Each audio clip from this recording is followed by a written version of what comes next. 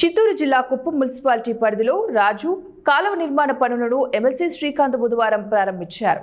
పాత కాలువను తొలగించి నూతనంగా నిర్మించుకున్నట్లు ఆయన చెప్పారు. మున్సిపాలిటీలోని ఆదర్శవంతంగా తీర్చిదిద్దేందుకు సీఎం చంద్రబాబు 100 కోట్లను కేటాయించారని వెల్లడించారు. అభివృద్ధికి ప్రతి ఒక్కరూ సహకరించాలని కోరారు.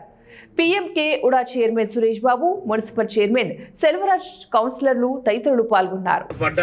ముందుకెళ్లాల్సిన ఆవశ్యకత ఉంది కాబట్టి దయచేసి అందరూ సహకరించి మన కుప్పం టౌన్ని మోడల్ మున్సిపాలిటీ కింద చేసుకునేటటువంటి కార్యక్రమంలో భాగస్వాములై సహకరించాలని కోరుతా ఉన్నాం.